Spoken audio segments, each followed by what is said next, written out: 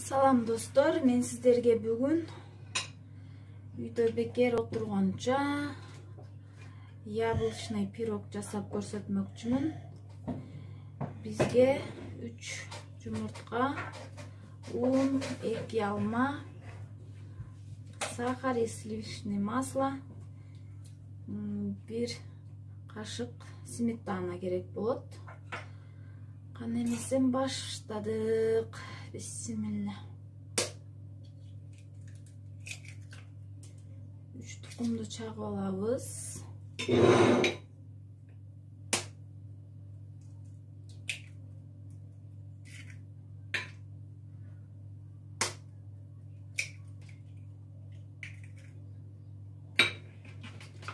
Буну жакшылап аралаштырып,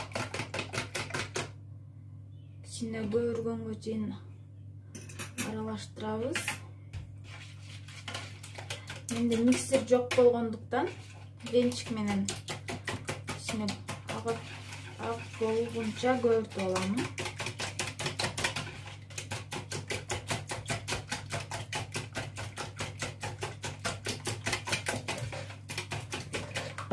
Азыр сахар кошобуз.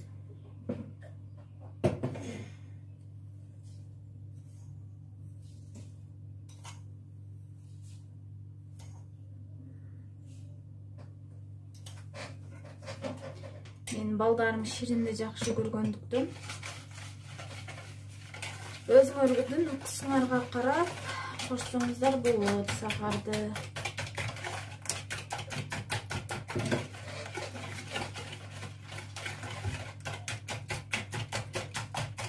Экөөнү жакшылап аралаштырып, андан соң мына жерде сливочный масло бар, комнатный температурада.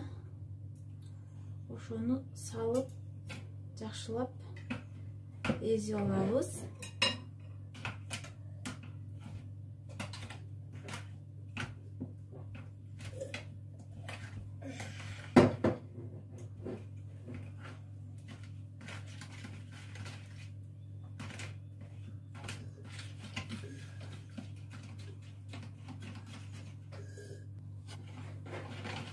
Мына эзип даярдап алдык.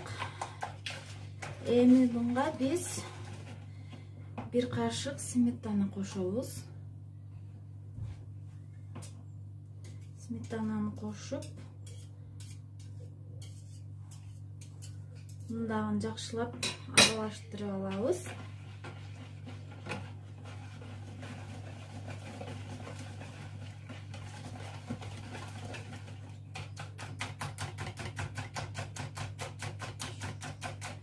Андан соң бизге 1 пачка разрыхлитель керек болот.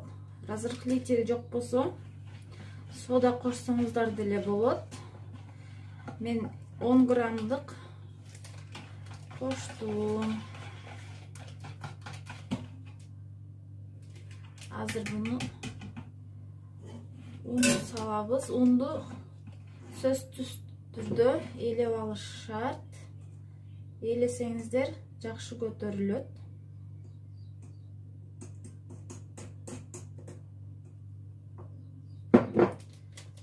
Разрыхлительди bunga кошуп элей беребиз.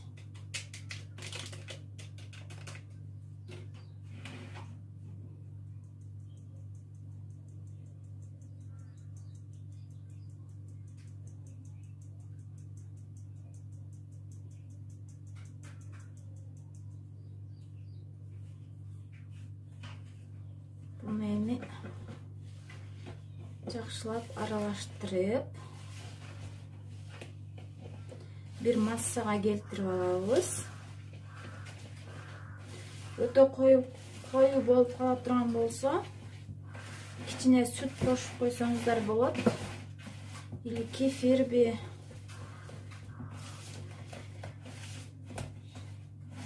Үйүңүздөрдө эмне болсо, ошону кошуп койсоңуздар болот. Өтө жакшылап аралаштырып,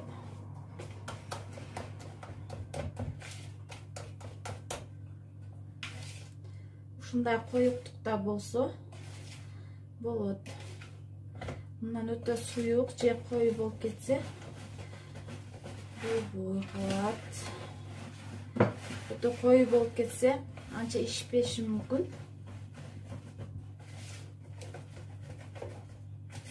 Мына ушулдай масса болсо болот. Даяр болгон болот. Эми буну бир чекеге алып турабыз дагы. Алманын бетине карамель жасап алабыз. Сахар менен сливочный масло кошуп. Азыр сиздерге көрсөтөм. Бул тестабыз даяр. Буну коюп турабыз. Азыр мен сиздерге карамель жасаганча алманы арчып турап алайын. Андан соң карамель жасаганга өтөбүз. Ар кимиңер өзүңөрдүн вкусуңарга карап алма кошсоңуздар болот. Мен 2 алма коштум. Мен идишим кичинекей болгондуктан 2 алма кошом. Буну арчып турап алып, азыр көрсөтөм.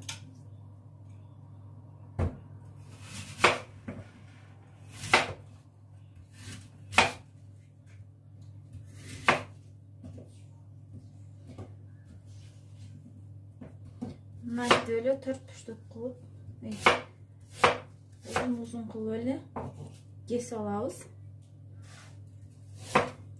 Бул аябай балдарга жагымдуу пирогдордун бири болот. Даярдап көрүңүздөр. Мен сиздерге сунуштаймын. Бир жасап алсаңыздар, кийин үйрөнүп каласыздар.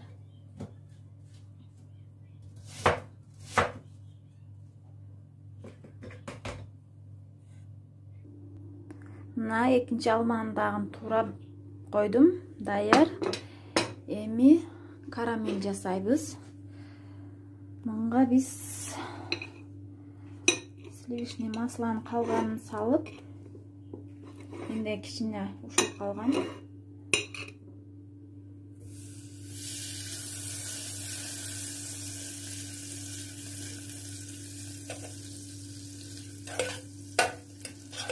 Салабыз дагы.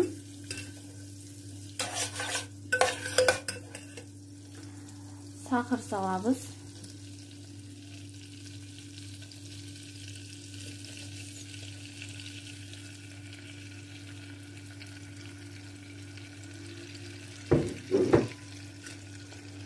Сахар салып, секин аралаштырабыз. Газ өтө чоң эмес, орточо дагы эмес, кичине эле болсо болот. Бул түгүн алып кетпеш керек. Ошондуктан мындай аралаштырып турабыз.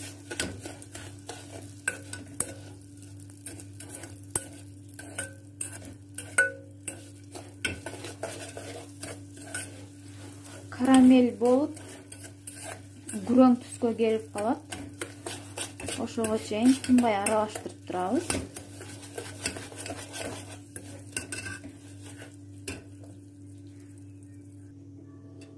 Мына биздин массабыз даяр болду.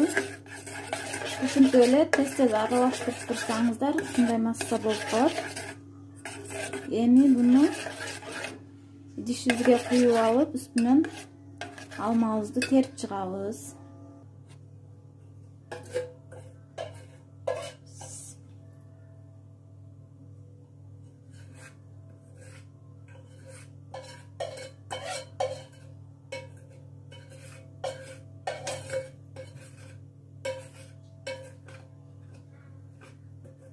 Куйгандан кийин сразу буну жайып алып, мынтип жайып чыгабыз.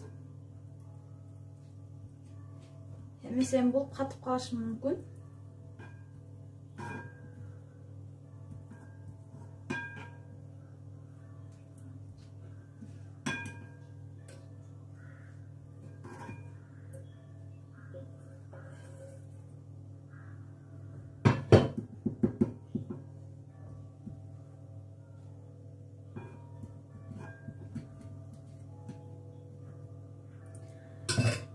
Bunun üstünden alma terip çıqabız. Özünüzдөр kalagандай kılıp kese olsаңыздар болот. Кубик kılıp kessеңиздер деле болот.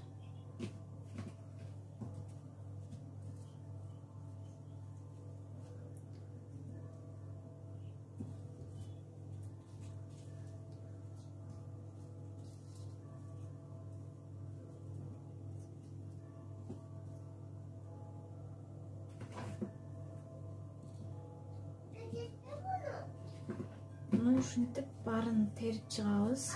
Идишибизге баткычакты. Канча алма көп болсо, ошончо дамдуу болот.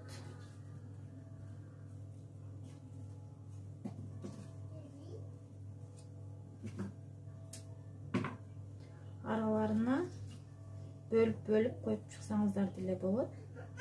Если ашып калса, мына мен болду. Мен ушунун үстүнө азыр куямын. Мына мен бардыгын салып алдым. Өзүнө жараша эми бунун үстүнө даярдаган тестабызды куюп чыгабыз.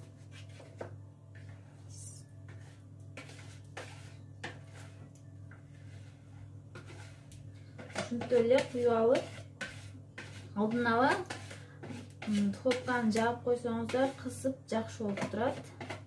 180 градуска 35 минуттада пишат.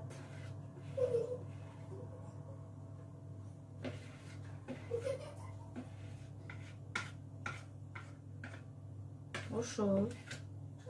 Буну эми духовкага салабыз.